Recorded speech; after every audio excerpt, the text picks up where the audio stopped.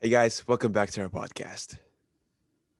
Hi guys, in today's video, Dan and I are going to be discussing our thoughts on why we believe that ballroom dancing will never be in the Olympics. So, getting into it, for my point, I would like to compare uh, figure skating and ballroom dancing. As we know, figure skating is in the Olympics. I just recently watched the World Championship for the figure skating, and there were four programs, and then there was two programs within each program, but the four main programs: the women's, men's, then couples, and then there was dancing on ice. So I am not sure if dancing on ice is in the Olympics, so don't quote me on that. But I would like to compare ballroom dancing specifically with dancing on ice. Why? Because dancing on ice does not have any big tricks that you would associate figure skating with. Because when you watch figure skating or think about figure skating, you see all these huge leaps like toe loops, axels, all those spinning turns, um, and jumps. And dancing on ice doesn't have that. They might have a few lifts, a few crazy lifts, but that's it. They're basically judged on music, their choreography, and I think their presentation. So three main components of ballroom dancing. Um, I think that ballroom dancing will not make it the into the Olympics because ballroom dancing is more art than sport. Figure skating, I'm gonna say, is more sport than art. It is one of the most um this is one of the oh, hold on one second. This sport has one of the most injuries. Gymnastics have uh, I think gymnastics is the sport that has the most injuries. Then the figure skating is top 3 or 5. And I'm just going to say figure skating is a lot of sports. There's you need to have good physique. You need to work on basically your physical structure more than the art. Yes, watching someone who can work with their arms better than the other person is just looks more pleasing to the eye, but the main component is just physical structure.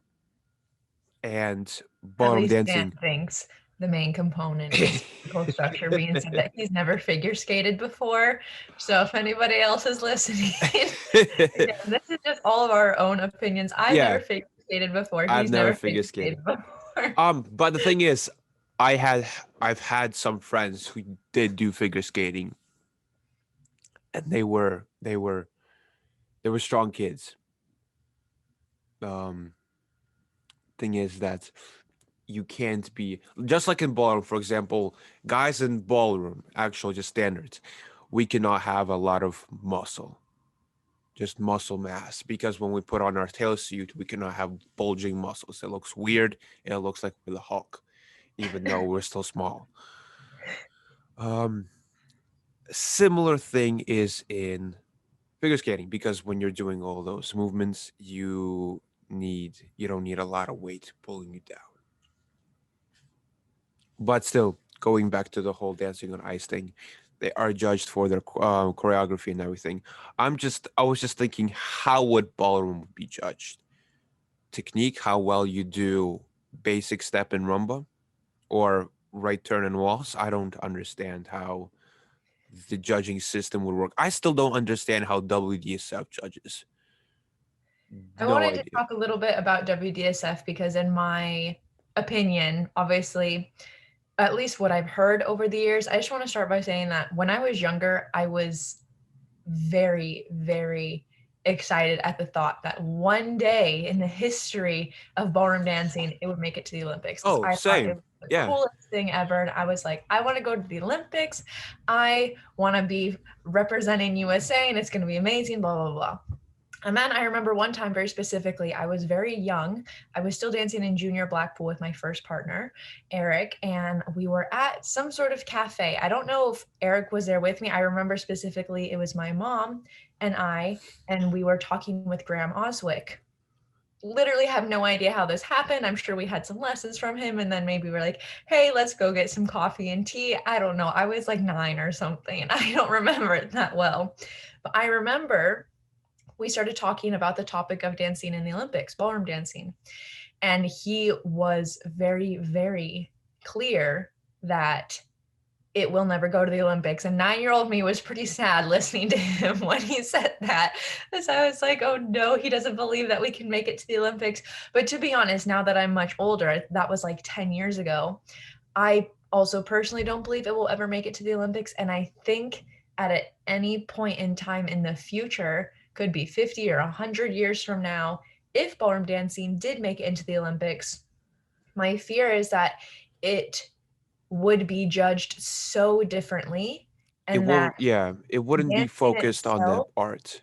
it would just be so different, and it would all be about exact mechanical Yeah, things and points and percentages to see who is raising to the top, which, to be honest, if you're going to be in the Olympics, you're going to need a good way to judge things, especially if it's like rhythmic gymnastics and figure skating, because it's not like soccer, whoever gets the most points wins, or anything like that. More artistic sports that are in the Olympics, you see that they are judged on a point system, on their technique, on this, on that, which you would have to bring into ballroom dancing, which isn't necessarily a bad thing. But if we look at the WDSF, I don't watch WDSF very often, but occasionally it will come up like on my YouTube recommended, and I can see how like they go out and they have like all the like their little solo pieces at the beginning, and then the judges give them a score. And for yeah, me, it's so weird to see a competition being run that way because I'm just so not used to it. And just imagine if everybody in the dance world was like, okay, we're all going to get points now. I feel like it would just become an obsession of who has the most points. And like, I feel like it would be yes, really, really hard for the judges to be, what is it called? Impartial, like we talked about in one of our recent episodes about judging politics in ballroom dancing. I am sure what we experience on the WDC side is exactly the same as what they experience on the WDSF side. And I think if you had something like the Olympics, the only problem would be if you want to have like true results and to be completely impartial, you would have to find judges that don't have their favorite couples and don't train any of the people competing and all of that stuff.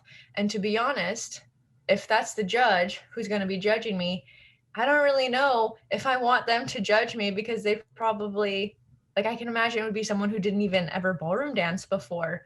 And they're just picking, like, okay, they're the cleanest, their musicality is the best. I'm going to give them a 9 out of 10 on this part. And it's like, I feel like that takes away from the nature of ballroom dancing yes. competitively. If you've ever watched just the Olympics after the number, you see their coaches waiting for them.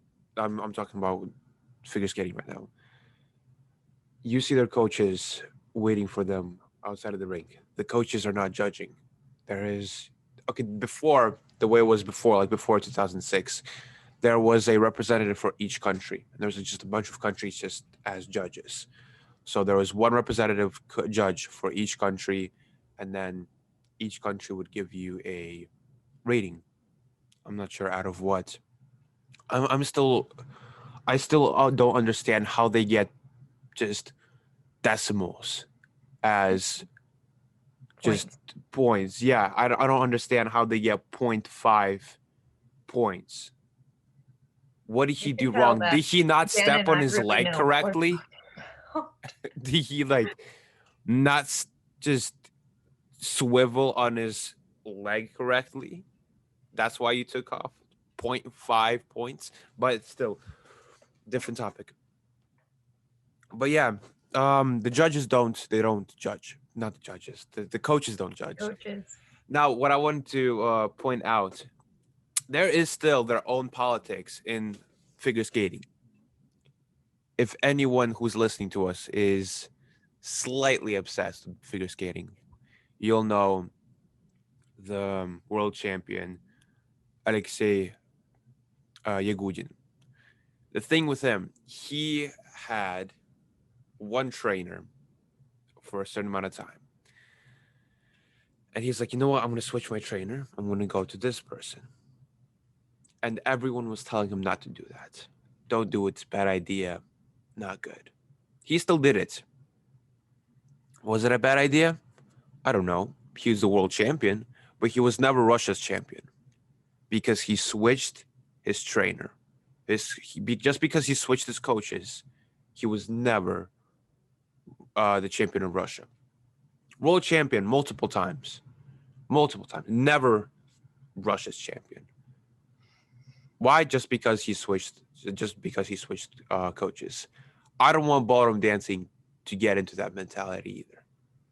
Just Mhm. because you switched from Alexei Silda to, I don't know, a different coach, you're not allowed to be the world champion of Russia anymore, or some other coach. I don't know. Let's say you switch from Zagaruchenko to someone else in America, and you can't be the world champion of America anymore, just Mhm. because of their messed up politics. So yeah, I don't think I hope not. See, the thing is, we might think one thing and it'll just happen. I hope ballroom dancing won't get caught up with the Olympics. And I think, yeah, there's something, excuse me, there's something so unique about our community, about our sport and our art that if you ask literally any dedicated ballroom dancer, and obviously this is coming from me, I'm a WDC dancer. If you ask what is the Olympics, it's Blackpool. Blackpool equals the Olympics of ballroom dancing. And I think for WDC, it's German Open. I could be wrong. Somebody please correct me on that. I'm not well versed in all the WDSF comps. What is like the biggest major? Because we have nationals, we have WDC AL worlds, we have WDC worlds, we have all these other different world cups, world competitions.